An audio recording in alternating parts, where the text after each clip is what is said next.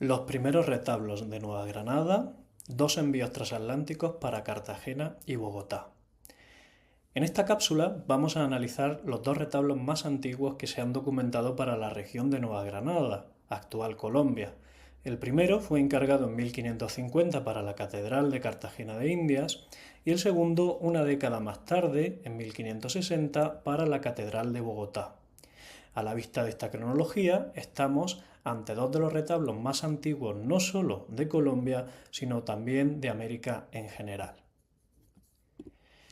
Lo primero que tendríamos que comentar es el especial papel de las ciudades para las que los retablos van dirigidos. Cartagena fue una pieza clave en la carrera de Indias al ser el punto obligado de paso para los territorios de América del Sur, y Bogotá pronto se perfiló como la capital de estos territorios que compusieron el nuevo Reino de Granada. La primera reflexión sería cómo se llevó un retablo de estas latitudes tan lejanas desde Sevilla a Colombia. Pues bien, a pesar de lo que pudiera parecer en un principio y de la enorme distancia que separa ambas orillas, unos 7.500 kilómetros, el envío de mercancías a Cartagena era verdaderamente fácil, porque era un transporte de puerto a puerto a través del agua, es decir, desde el puerto del Arenal en Sevilla hasta el puerto de Cartagena. Algo más complicado resultaba la logística para el caso de Bogotá, pues después de llegar los fardos hasta la misma Cartagena, se volvían a embarcar en naves de menor tamaño remontando el curso del río Magdalena, verdadera autopista fluvial de la época, para llegar hasta el puerto de Honda. A partir de ese punto, el transporte se hacía a lomo de mula a través de los caminos que llegaban por tierra a Bogotá. Curiosamente, en este mapa Cartagena aparece con su nombre en el círculo superior, mientras que Bogotá aún no aparece identificada. Las fuentes bibliográficas en las que se basa esta cápsula son dos y han aparecido muy recientemente.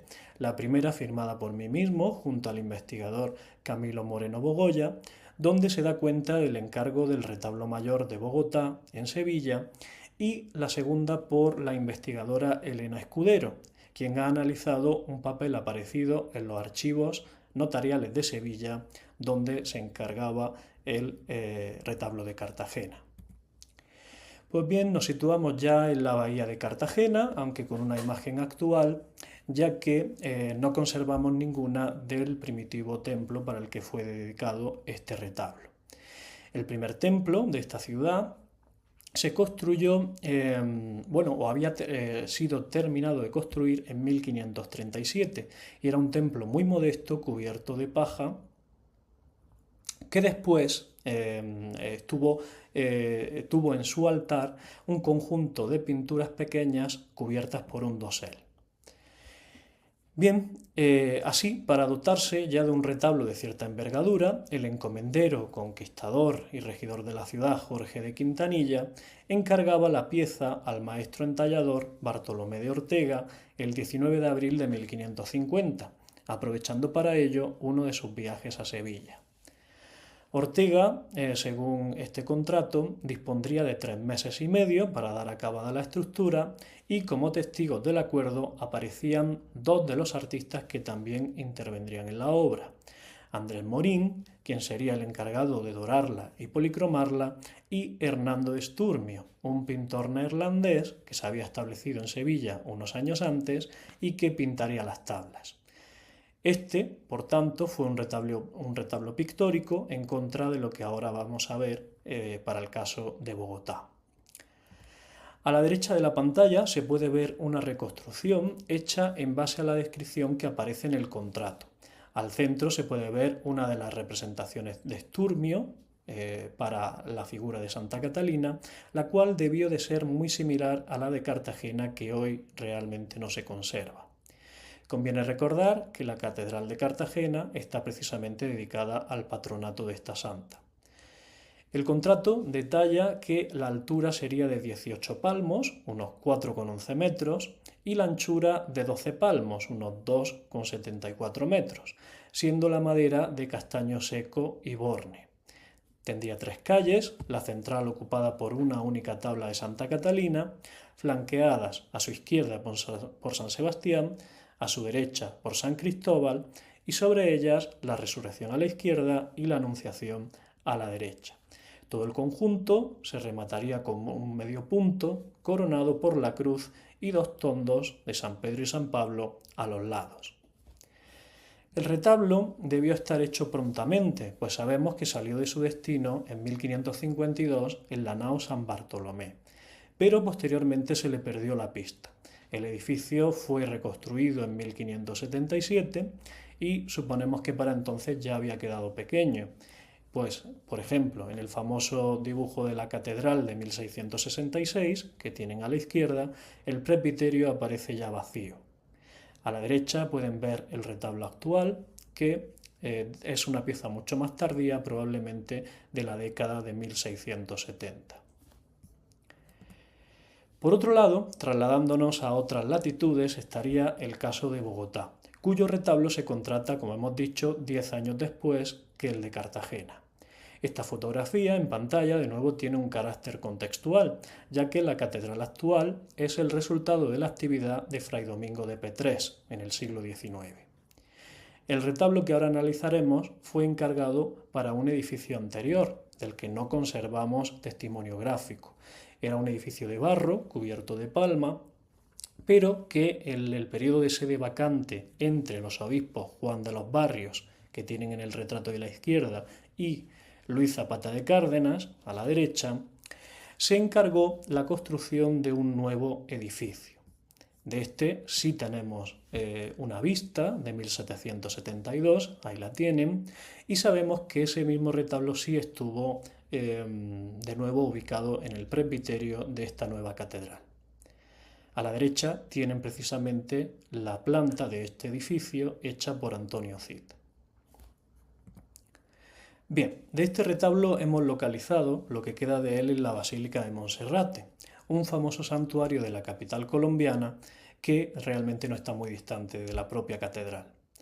Dicho retablo nunca estuvo en este lugar a juzgar por los distintos inventarios y por la documentación existente, y de hecho es muy anterior a la dotación del lugar.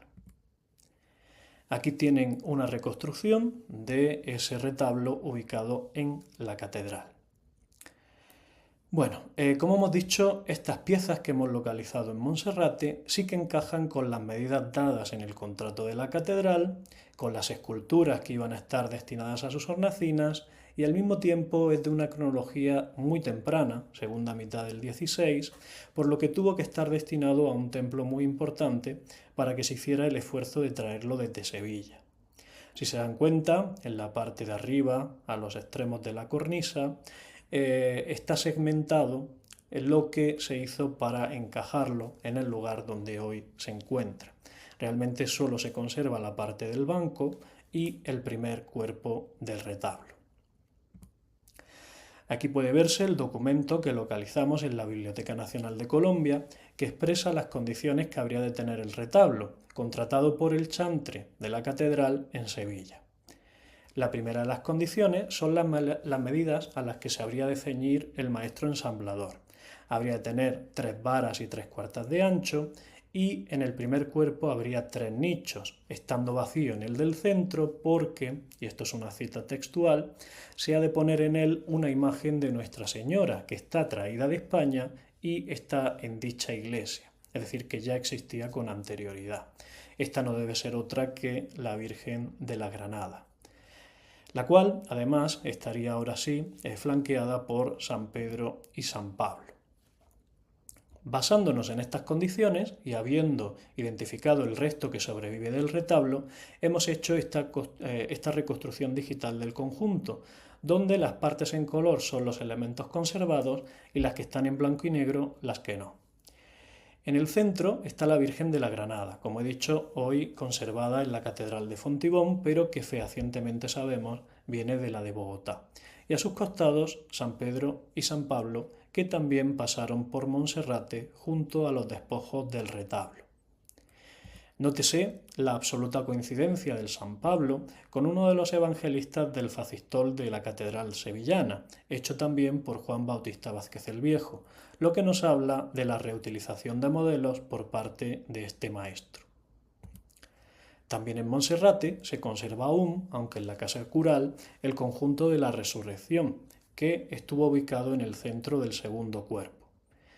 El resto de elementos se figuran en blanco y negro, como hemos dicho. A los costados irían San Francisco en el pasaje de la estigmatización y al otro lado San Juan Bautista o Evangelista, cual el maestro de la obra más quisiere, pues según se especifican las condiciones quedaría a elección del propio artista.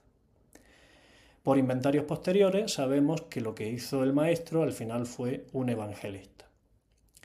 También quedaba a su juicio la elección de la figura para el ático. Nosotros aquí hemos interpretado que esta sería un crucifijo, no solo porque es lo más habitual para esta zona en esta época, sino porque se conserva precisamente en la sacristía de la catedral un crucifijo de Vázquez que si unimos todas estas piezas, bueno, pues parece explicar el origen común de todas ellas que están desperdigadas por la ciudad y que creemos debieron partir de un mismo lote escultórico.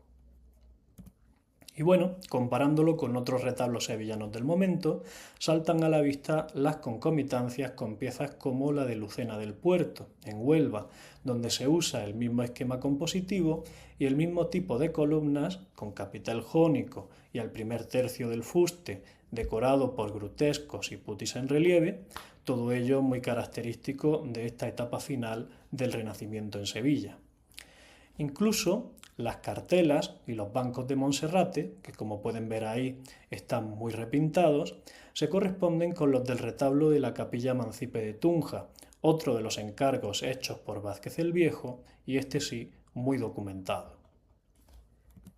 En conclusión, a pesar de que se han perdido, dada su pretérita materialidad, estos primeros retablos mayores, la recuperación de sus condiciones nos ha permitido saber cómo fueron dichos conjuntos de una manera muy segura. A partir de esto se abren, por tanto, otros interrogantes. ¿Cuántos retablos de gran formato se importaron en estos primeros años? ¿Cómo se produjo ese salto del retablo pictórico al escultórico? Bueno, esto último sobre todo teniendo en cuenta que el retablo en Nueva Granada durante el siglo XVII tendió a ese carácter escultórico más que al pictórico. En fin, son muchas las líneas que quedan abiertas, les agradecemos mucho su atención y esperamos que les haya gustado esta comunicación.